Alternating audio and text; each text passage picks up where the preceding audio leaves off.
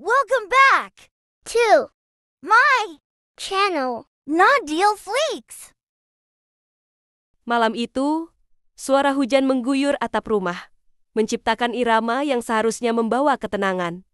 Tapi tidak untuk Sabil. Ibu menghampiri Sabil, menyuruh Sabil untuk berbelanja kebutuhan rumah.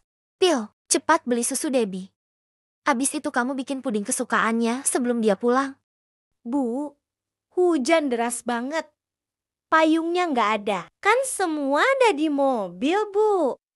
Mobilnya dipakai Debbie ke kampus tadi, Bu. Boleh nggak? Kalau besok siang saja, aku belanjanya. Terus kamu maunya ibu nungguin hujan reda? Mau Debbie pulang capek-capek? Nggak ada puding kesukaannya. Hujan cuma air. Nggak bikin kamu mati. Udah beli sana. Gak usah banyak alasan. Tatapannya kosong keluar jendela. Kilat menyambar, dan gemuruh petir membuat dadanya makin sesak. Ia tahu, ibu bisa dengan mudah memutar balik cerita di depan ayah. Dengan langkah berat, ia berdiri. Kakinya bergetar saat melangkah menuju pintu. Tanpa payung, tanpa alas kaki yang layak. Hanya sandal jepit basah yang sudah longgar. Setelah berjalan sekitar 15 menit dalam hujan deras, akhirnya Sabil sampai di depan swalayan. Saat Sabil masuk ke dalam, suara pintu otomatis yang terbuka terdengar pelan. Dinginnya udara di dalam swalayan langsung terasa di kulitnya, membuat tubuhnya menggigil semakin keras. Baju basahnya meneteskan air di lantai keramik swalayan, menciptakan jejak basah di sepanjang langkah kakinya. Sabil berdiri di depan rak roti, tangannya hendak meraih sekotak roti tawar, saat tiba-tiba terdengar suara berat dari samping. Ya ampun, Sabil, kamu kenapa kehujanan gini? Kamu sendirian ke sini? Iya, Bu. Tadi disuruh beli keperluan dapur. Nggak ada payung. Payungnya ada di mobil. Mobilnya dibawa Debbie ke kampus. Aduh, kok bisa?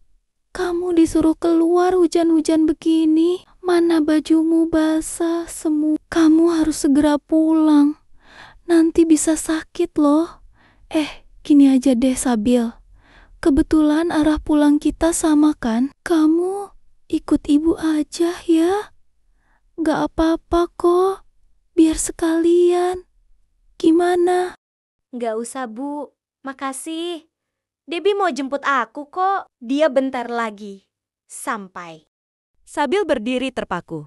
Tubuhnya masih basah kuyup, menggigil. Hatinya perih. Di matanya, dunia begitu kejam, bahkan kebaikan pun harus dia tolak demi menjaga sandiwara keluarganya. Sabil berjalan pelan menuju kasir, dengan langkah yang terasa berat. Dalam hati, ia hanya bisa berbisik, "Maaf Budita, aku nggak bisa bilang.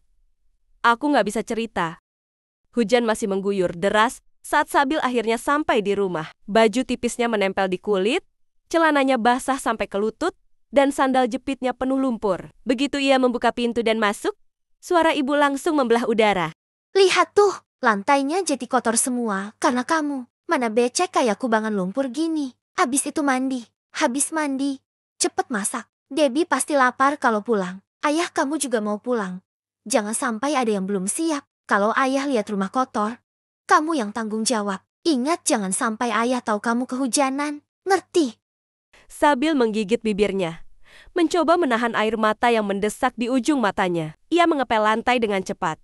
Meski tubuhnya sudah lunglai, sesekali matanya terpejam karena dingin yang menusuk, tapi dia terus memaksa tangannya bergerak. Waktu terus berjalan. Sabil harus memastikan semuanya selesai sebelum ayah pulang. Thanks for watching. Subscribe sekarang.